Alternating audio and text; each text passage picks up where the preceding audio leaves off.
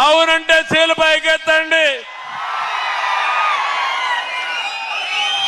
ఇక్కడుండే హిందువులందరూ వెంకటేశ్వర స్వామిని ప్రార్థిస్తారా లేదా? ముస్లిమ్స్ ఉంటే అల్లాహ్ను ప్రార్థిస్తారు, క్రిస్టియన్స్ ఉంటే వాళ్ళు యేసు ప్రభువును ప్రార్థిస్తారు.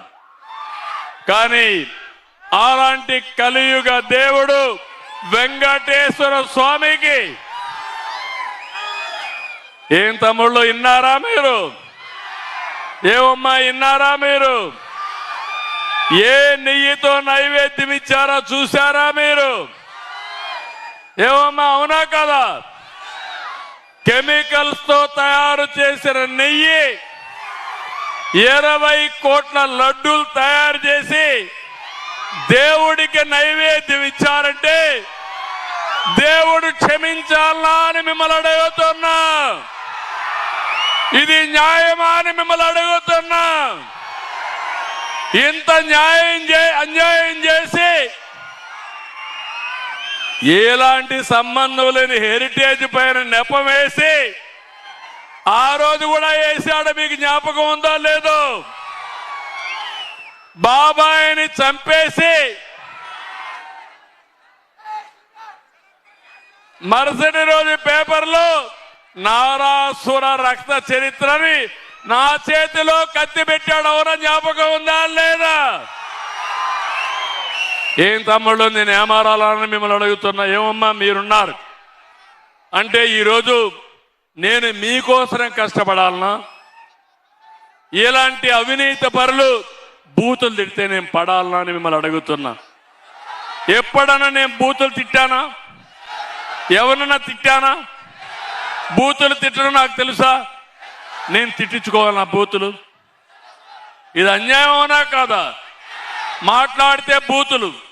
మా తల్లి ఎప్పుడో చనిపోయింది, ఆవిడ్ని తిడతారు, మా శ్రీమతిని తిడతారు, మా నాయకుల్ని తిడతారు, ఇష్టానుసారంగా మాట్లాడతారు, అసెంబ్లీకి రారు, బయట గోల చేస్తారు.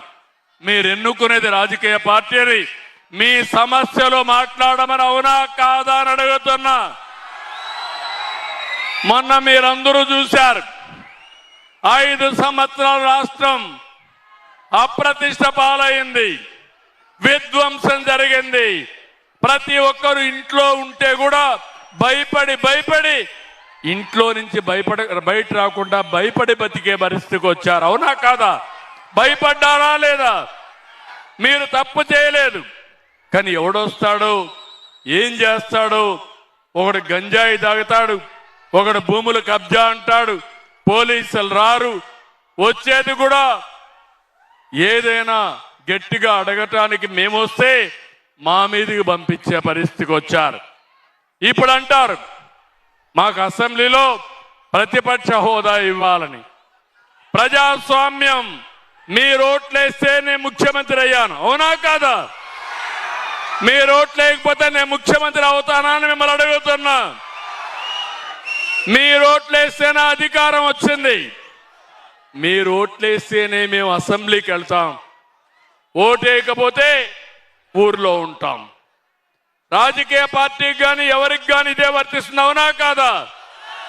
ఒక ముఖ్యమంత్రి పైన అవిశ్వాస తీర్మానం పెట్టాలంటే 10% సభ్యులు ఉండాలి. అప్పుడే ఈ యొక్క నో కాన్ఫిడెన్స్ తీర్మానం పెడతారు. ఇలాంటి సాంప్రదాయాలు ఉన్నాయి ప్రజాస్వామ్యంలో.